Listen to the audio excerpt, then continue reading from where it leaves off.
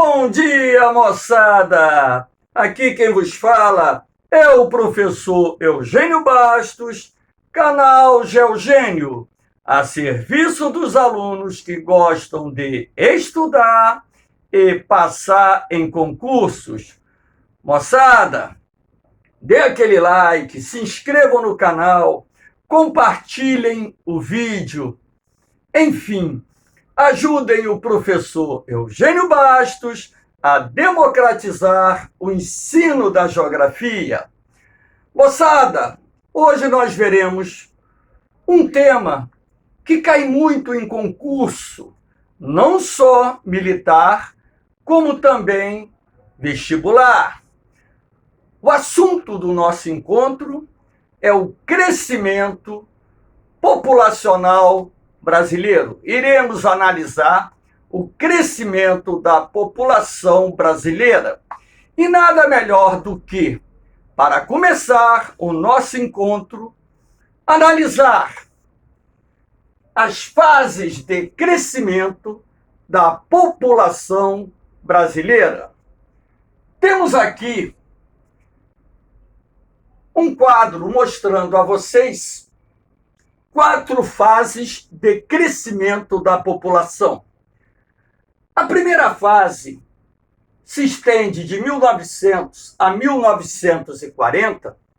Podemos, assim, considerar que foi uma fase de crescimento lento, uma vez que tanto a taxa de natalidade como também a taxa de mortalidade eram elevadas. A taxa de natalidade representada aqui pela linha vermelha e a taxa de mortalidade pela linha azul. Logicamente que o crescimento vegetativo ou natural nada mais é do que a diferença entre as taxas de natalidade e mortalidade. De repente o aluno vai me perguntar: professor, como se calcula a taxa de natalidade de um país? É uma fórmula muito simples. Você pega o número de crianças que nasceram durante o ano, multiplica por 1000 e o resultado você divide pela população absoluta, que é o número total de habitantes existentes no país. E como se calcula a taxa de mortalidade? Você pega o número de óbitos registrados no país durante o ano, multiplica por 1000 e divide pela população absoluta. Sendo assim, o crescimento vegetativo ou natural nada mais é do que a diferença da taxa de natalidade, mortalidade. Basta você subtrair taxa de natalidade menos taxa de mortalidade igual a crescimento vegetativo ou natural. Aí você vai me perguntar: mas professor, por que a taxa de natalidade no início do século XX era tão alta no Brasil? Ora, porque naquela época não existiam as técnicas contraceptivas que existem hoje. Pílulas anticoncepcionais, a técnica da laqueadura de trompas, a vasectomia, o dispositivo intrauterino, entre outras técnicas contraceptivas. Preservativos já existiam. E também naquela época, os casais se casavam muito cedo, razão pela qual a probabilidade de se constituir uma família mais numerosa era bem maior. Mas, professor, se a taxa de natalidade era alta, por que o crescimento vegetativo era baixo? Ora, porque a taxa de mortalidade também era elevada. Mas por que essa taxa de mortalidade era elevada? Ora, nós temos que levar em consideração os seguintes fatos. Naquela época, as condições higiênicas e sanitárias eram precárias. A falta de saneamento básico, a falta de higiene, o atraso da medicina eram responsáveis pela morte prematura de boa parte da população. Naquela época, inclusive, a expectativa de vida do brasileiro ficava próxima dos 40 anos. Sendo assim, se a taxa de mortalidade se encontrava num patamar próximo ao patamar da taxa de natalidade, o crescimento vegetativo se processava de forma lenta. Agora, aqui na segunda fase, de 1940 a 1970, você observa o seguinte: a taxa de natalidade ela vai declinar um pouquinho e a taxa de mortalidade vai cair rapidamente nesse período. Observem bem. Ora, se a taxa de mortalidade cai num ritmo mais acelerado do que a taxa de natalidade, o crescimento vegetativo ou natural só poderia aumentar. Então, nesse período, o Brasil vai viver um processo de aceleração do seu crescimento vegetativo ou natural.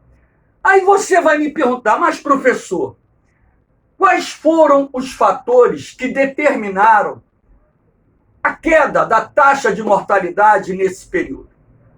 Aí você vai ter que levar em consideração a ligeira melhoria das condições higiênicas e sanitárias, o avanço da medicina, o desenvolvimento de novas técnicas terapêuticas, a descoberta do antibiótico e o desenvolvimento de outros medicamentos contribuíram para que a taxa de mortalidade declinasse. E, sendo assim, a expectativa de vida do brasileiro começou a aumentar. Durante esse período, nós tivemos uma aceleração da taxa de crescimento vegetativo ou natural, que irá atingir o seu ápice no censo de 1960, quando então o Brasil registrou uma taxa de crescimento vegetativo de 2,99% ao ano, em média, na década de 1950. Lembrando a vocês que os censos são realizados de 10 em 10 anos. E o resultado de um censo, ele retrata o comportamento do crescimento da população na década anterior. Aqui nós temos a terceira fase, 1970 a 2010. Vocês vão perceber o seguinte, que a taxa de mortalidade continua caindo, porém, num ritmo mais lento. Agora, quem cai rapidamente é a taxa de natalidade. Ora, se a taxa de natalidade cai num ritmo mais acelerado do que a taxa de mortalidade, qual é o resultado desse processo? A desaceleração do crescimento vegetativo ou natural. Então, a partir do censo de 1970, o Brasil começou a registrar uma desaceleração da taxa de crescimento vegetativo ou natural. Aí você vai perguntar, mas professor, o que determinou essa queda da taxa de natalidade? Ora, a queda da taxa de natalidade está relacionada a vários fatores combinados, como, por exemplo, a difusão dos métodos anticoncepcionais, o emprego de preservativos, o emprego de pílulas anticoncepcionais, o uso do dispositivo intrauterino, as cirurgias de vasectomia, as cirurgias de laqueadura de trompas, tudo isso vai contribuir para a queda da taxa de natalidade. Assim como a maior participação das mulheres no mercado de trabalho, as donas de casa têm, em média, mais filhos do que as mulheres que trabalham fora. Você tem a questão do retardamento da idade do casamento. Então, os casais passaram a se casar mais tarde. Quanto mais tarde um casal se une, menor será a probabilidade desse casal em constituir uma família numerosa.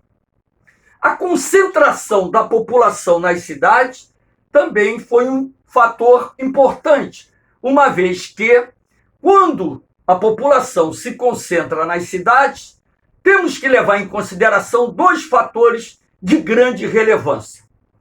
O custo de criação, que é maior na cidade quando comparado ao custo de criação no campo, e o fato também das cidades oferecerem maior acesso à informação e às técnicas contraceptivas.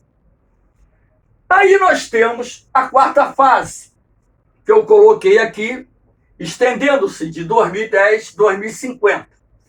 Você observa que a taxa de natalidade continua declinando, porém agora num ritmo mais lento. E percebam bem que a taxa de mortalidade está subindo, começou a subir. Ora, professor, por que essa taxa de mortalidade começou a subir no Brasil? Ora, porque a população brasileira está passando por um processo de envelhecimento. Na medida em que o percentual de idosos aumenta, há uma tendência natural de crescimento da taxa de mortalidade. De acordo com os analistas do IBGE, por volta da década de 2040, nós teremos a interrupção do crescimento vegetativo ou natural da população brasileira.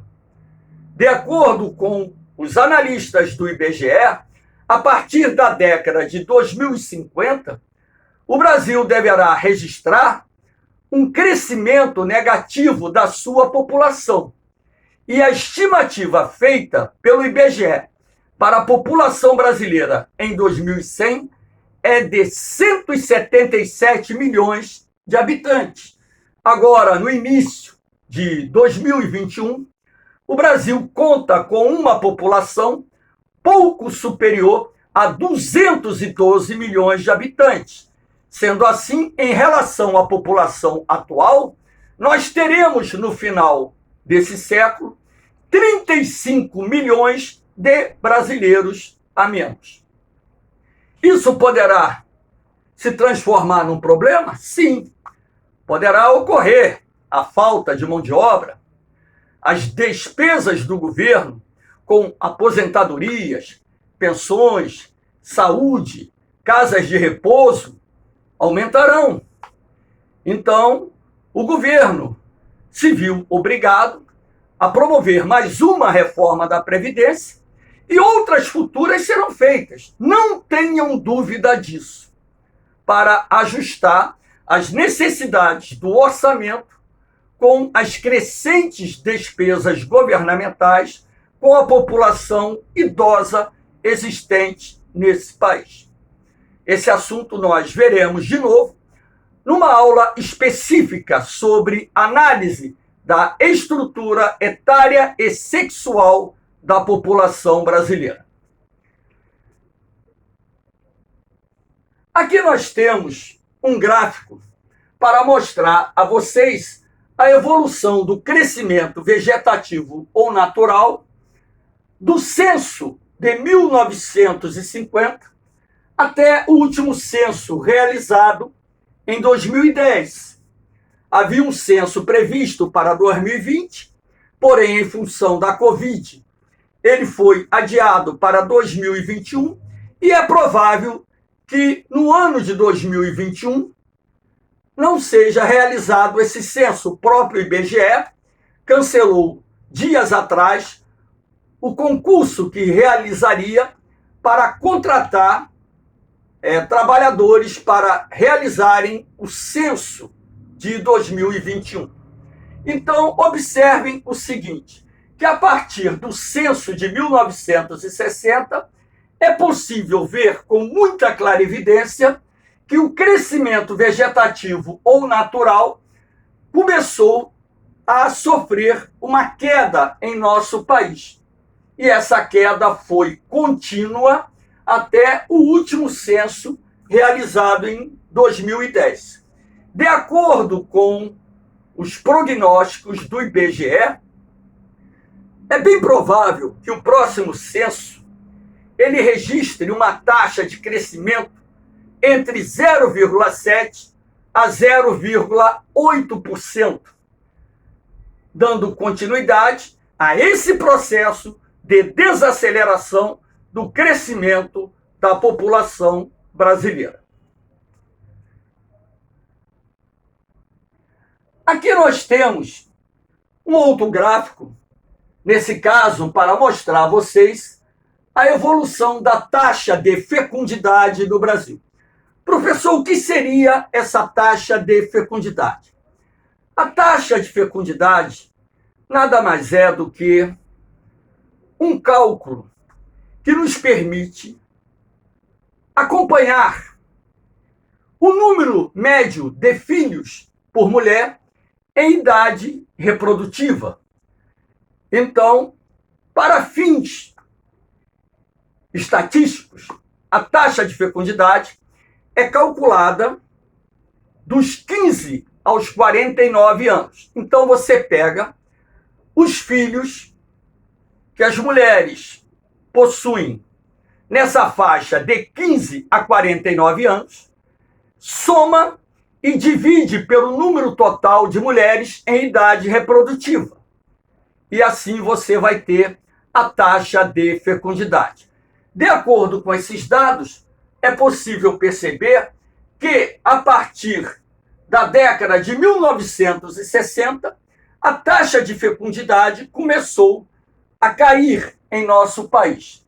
Saiu de 6,28 filhos por mulheres em idade reprodutiva para 1,86 filhos por mulheres em idade reprodutiva no ano de 2010.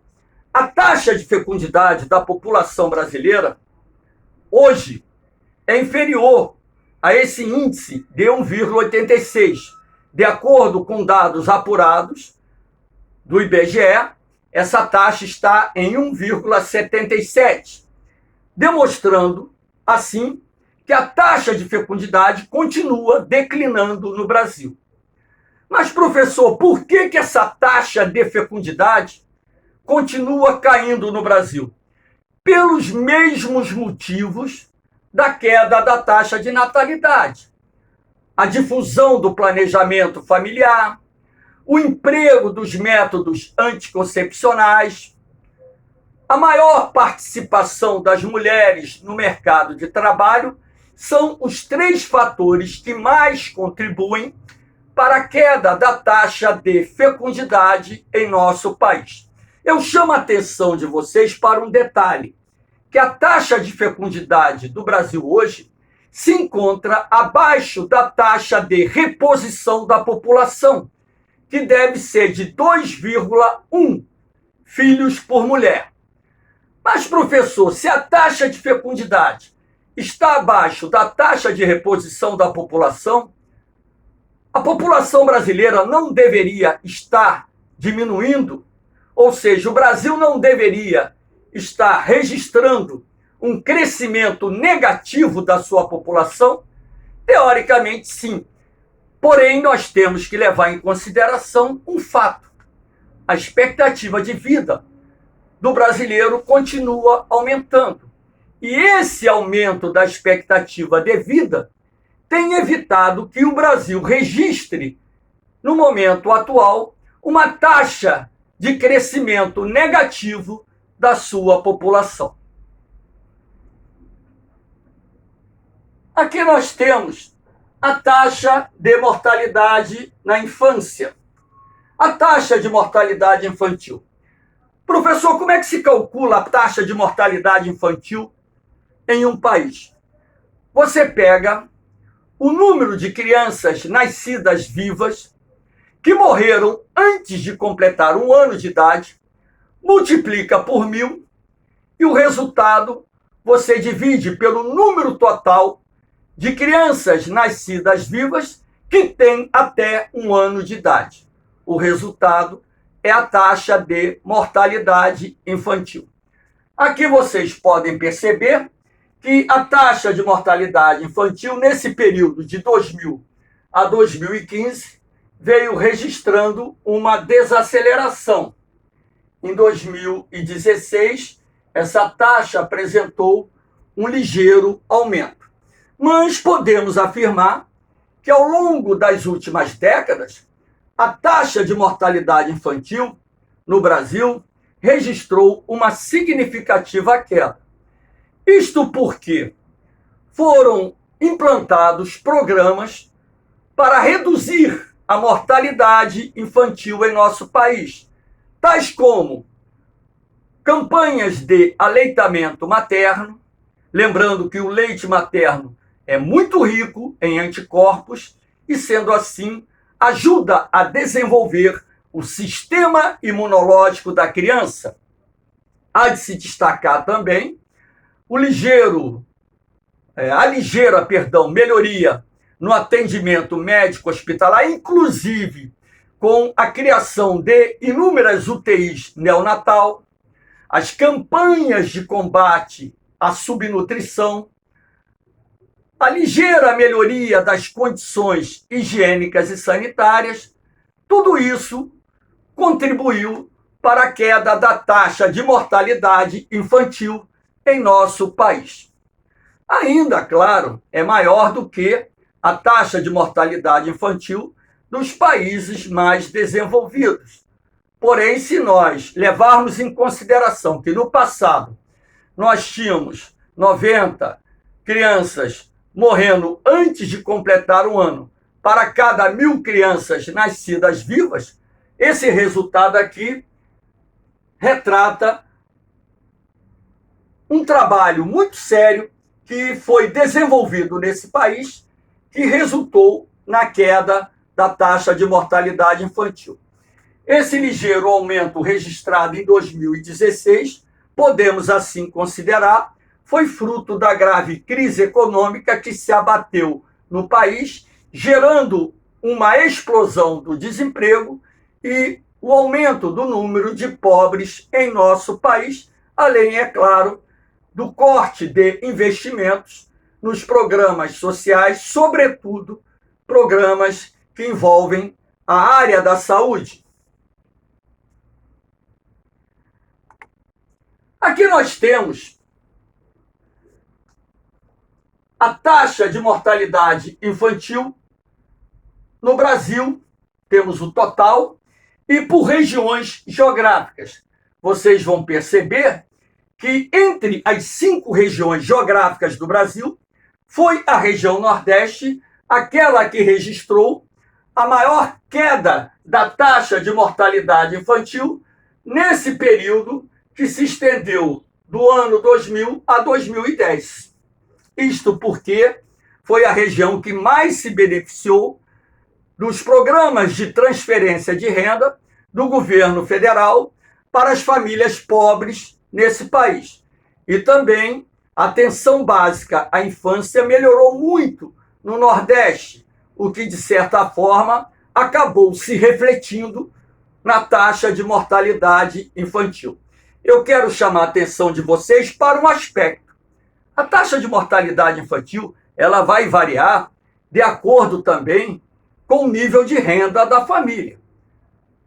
As famílias de classe média, classe alta, registram uma taxa de mortalidade infantil bem mais baixa. As famílias pobres registram taxas de mortalidade infantil mais elevadas. E essa diferença também se reflete nas regiões geográficas do nosso país, que apresentam níveis de desenvolvimento econômico e social diferenciados. Valeu, moçada? Vamos lá! Aqui nós temos o bônus demográfico ou janela demográfica, também conhecida como janela de oportunidade. Professor, o que seria esse bônus demográfico? Bom, o bônus demográfico ocorre em função da relação existente entre a população em idade ativa, que para fins estatísticos vai dos 15 aos 64 anos, e a relação de dependência, que é a soma das crianças que têm de 0 a 14 anos, mas os idosos acima dos 65 anos. Sendo assim, se a população em idade ativa for maior do que a razão de dependência, afirma-se que o país vive o período do bônus demográfico, ou seja, a janela demográfica ou a janela de oportunidades se abriu. É o melhor momento para que um país possa alcançar o seu desenvolvimento, desde que o governo faça a lição de casa, que é investir em educação, ciência, tecnologia, criar as condições para o desenvolvimento econômico, geração de empregos e também adotar políticas que possibilitem uma melhor distribuição de renda no país. Se o governo realizar a sua tarefa de casa, o seu trabalho de casa direitinho, quando a janela demográfica se encontra aberta, nós temos as melhores condições para transformar o nosso país numa nação desenvolvida.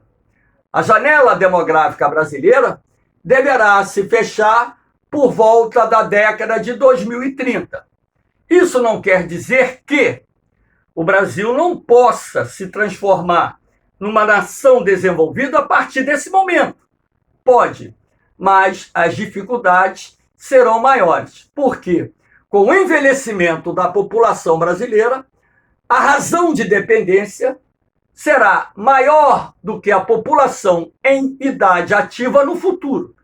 E dessa forma, o governo não terá os recursos necessários para poder promover os investimentos que estejam orientados para o desenvolvimento econômico e social do Brasil.